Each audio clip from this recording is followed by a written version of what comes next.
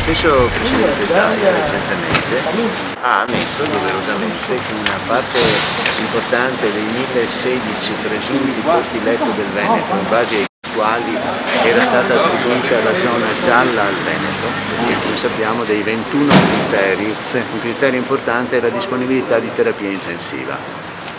Questo è discutibile per certi versi, perché non è che se uno ha 10.000 posti letto può abolire la prevenzione, però lasciamo perdere. E questo è anche il motivo per cui la Calabria, che non ha praticamente o quasi contagi, è stata zona rossa. Ma è un altro discorso.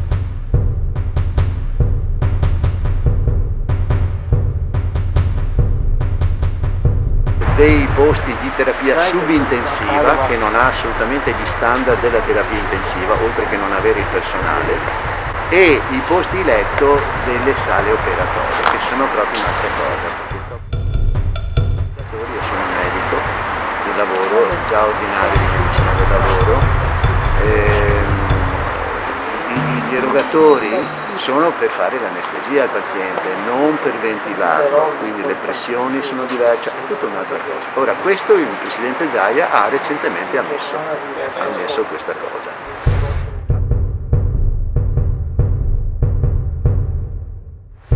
L'altra cosa su cui ancora non siamo riusciti ad avere, tra virgolette, soddisfazione, diciamo, sono i numeri, le famose percentuali che vengono date dei positivi sui totali dei tamponi. Allora, il Veneto da settimane è in testa a tutte le classifiche con percentuali varianti fra il 20 e il 30%, cioè cosa vuol dire? Che il 20-30% dei tamponi fatti è positivo. Questo la pone in testa, basta guardare Gimbe, basta guardare la protezione civile, si vede, c'è tutto il cluster delle diverse regioni e poi tac, c'è il Veneto che sta fuori di tutto. Lo vediamo dalle curve, le curve nazionali sono ormai scese a una metà circa rispetto al picco, il Veneto rimane alto, eccetera, eccetera, eccetera. Allora, il punto che noi riteniamo importante e su cui pure chiederemo un chiarimento è questa cosa delle percentuali di positivi sul totale che il Presidente Zaia insiste a dare come attorno al 6-8%, eccetera.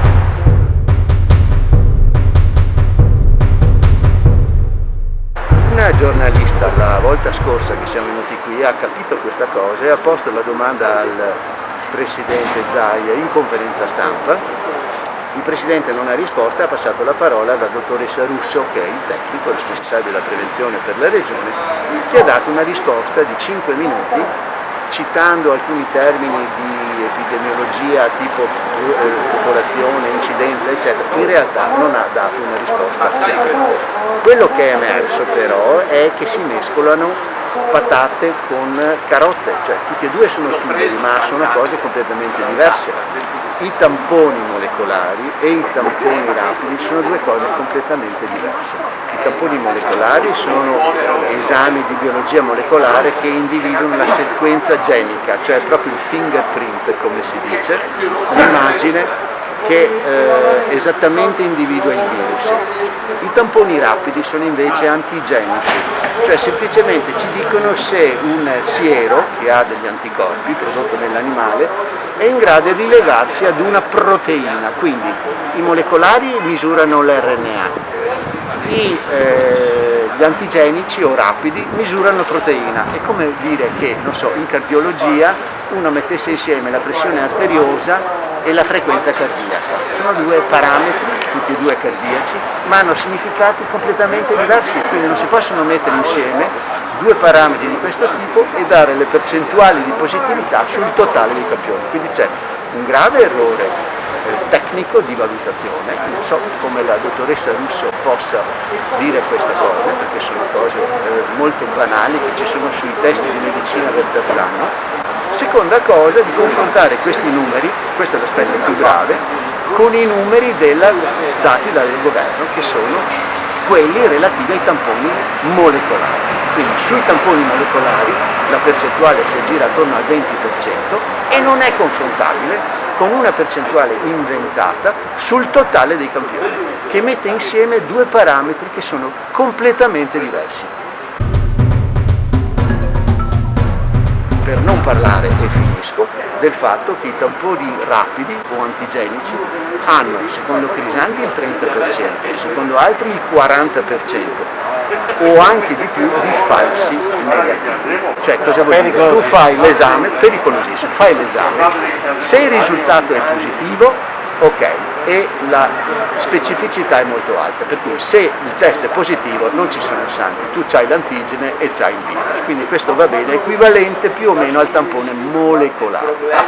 Però i tamponi rapidi hanno invece una percentuale elevata di falsi negativi, ripeto, 30-40% oltre. Cosa vuol dire? Che il risultato del test ti dà negativo, ma tu hai un 30, 40 o più per cento di possibilità che in realtà sei positivo, ma il test non è stato sensibile e non ti ha individuato. Quindi te ne vai felice a casa pensando col test negativo in tasca, credi di non essere contagioso e non solo sei malato, cioè sei contagiato, infetto e non lo sai, ma hai un messaggio di non esserlo che aggrava il rischio di contagiosità. Questa è una parte che non viene sufficientemente considerata, ma che è estremamente grave. Questo noi chiediamo un chiarimento al Presidente Zaia. Vediamo se c'è qualche giornalista che gli chiede questa cosa.